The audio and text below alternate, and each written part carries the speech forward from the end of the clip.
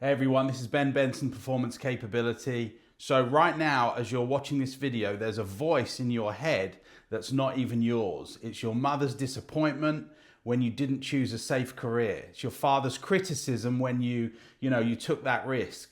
Your teacher who said that you weren't good enough. It's your boss who made you feel small.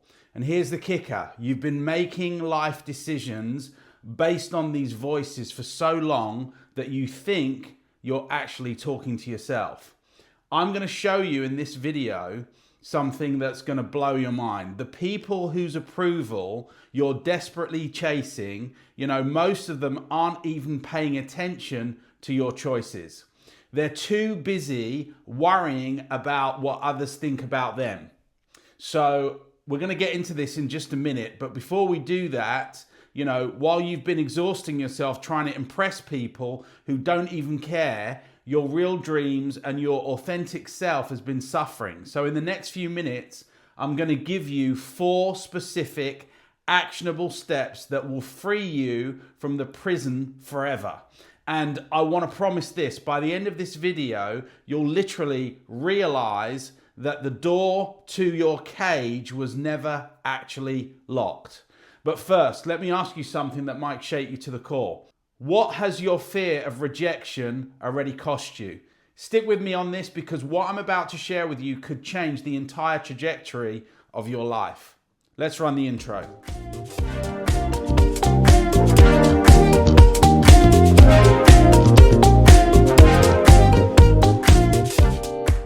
Listen, I want you to understand something right now that could change the trajectory of your entire life. The fear of what others think of you isn't protecting you, it's literally imprisoning you. Every single day, millions of people wake up and make decisions based not on what they truly want, not on what would serve their highest needs, but on what they think others expect of them. They're living like prisoners in a jail cell where they literally hold the keys, and the most tragic part, most don't even know the door was never locked. See, picture this. A brilliant entrepreneur stays in a soul-crushing corporate job because their parents, sacrificed to them that business school was what they needed to do. And they can't bear the fact that they might disappoint them. A talented artist keeps their creations hidden in a drawer because their spouse thinks art is impractical. A natural leader even stays quiet in meetings, afraid of their ideas because they think they might be too bold or too different or just too much.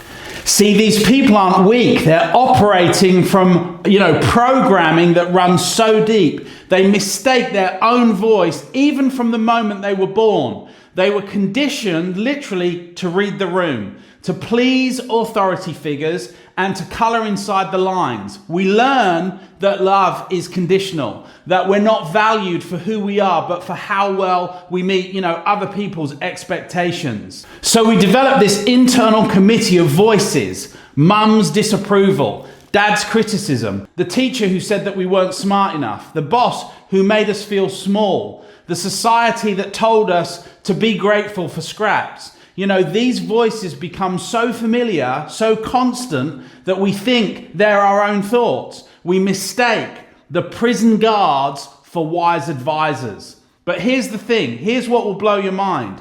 Most of the people whose approval you're desperately seeking aren't even paying much attention to you, or even your choices. They're too busy worrying about what other people think of them.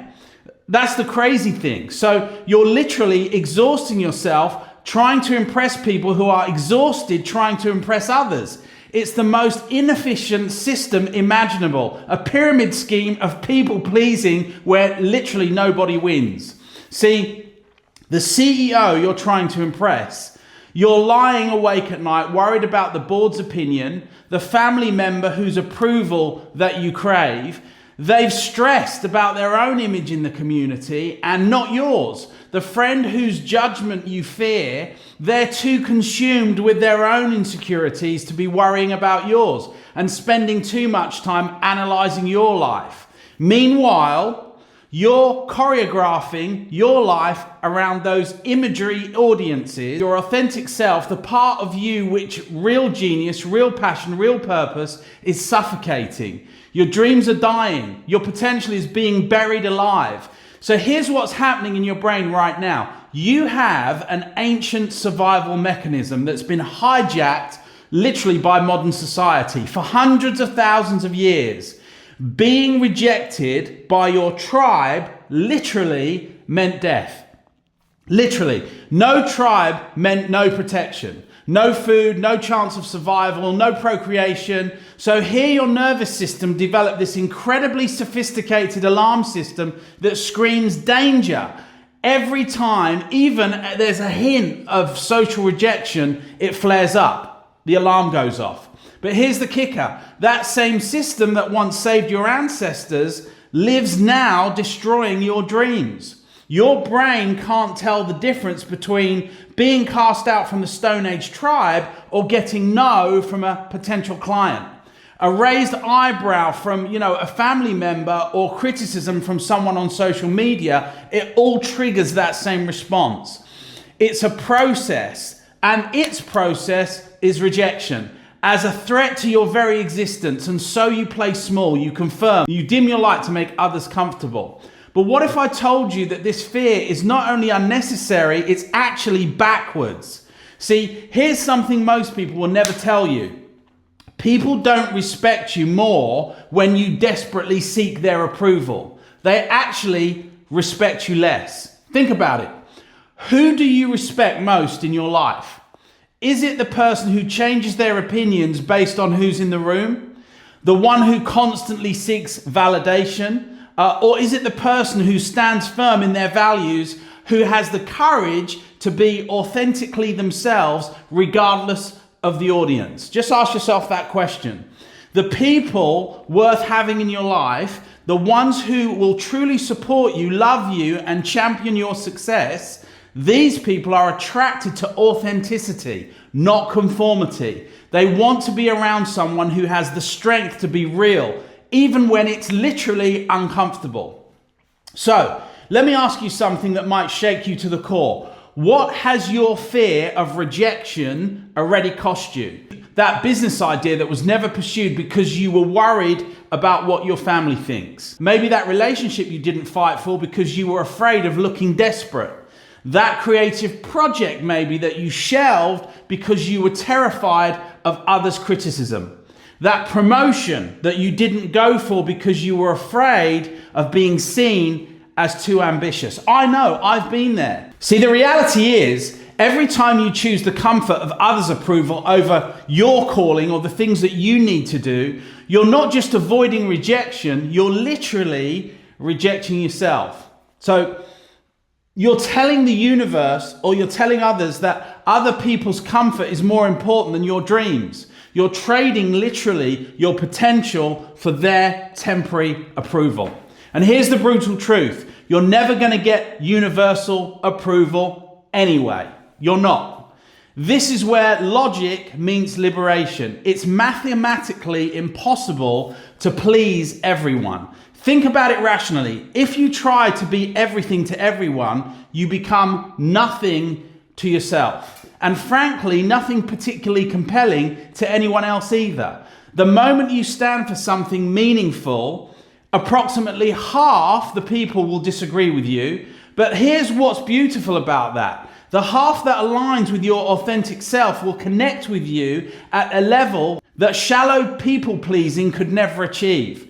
When you stop trying to be liked by everyone, you literally become lovable by the right ones. When you stop trying to fit in everywhere, you start finding the place where you ultimately belong. So here's the reframe. Here's the reframe that will set you free. Rejection is not punishment, it's information. When someone rejects your idea, your proposal, say your authenticity, your authentic self, they're doing you a favor. They're telling you that they're not your people. They're not your ideal client. They're not aligned with your vision. They're essentially saying, I'm not the right fit for you right now. Not the right fit for you and your offering. So you can focus that energy somewhere else.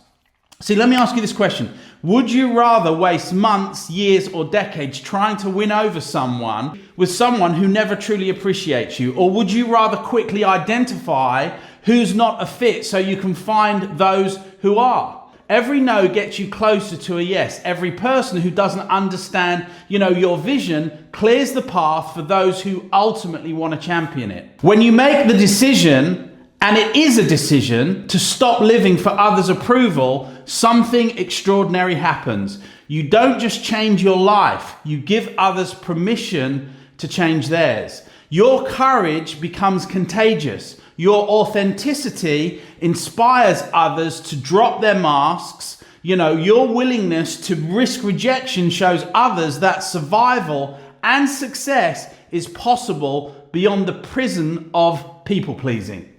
You become a living example that is not only safe to be yourself, it's the only way to truly be alive. So, starting today, I challenge you to commit to one act of authenticity daily. Share an opinion that matters to you, even if others disagree. Pursue an opportunity that excites you, even if success isn't guaranteed. Say no to something that drains you, even if it disappoints other people. Start small if you need to, but start. Each act of courage builds your authenticity muscles. Each time you choose your truth over their comfort, you prove to yourself that rejection isn't fatal, it's just feedback. See, I want you to understand this.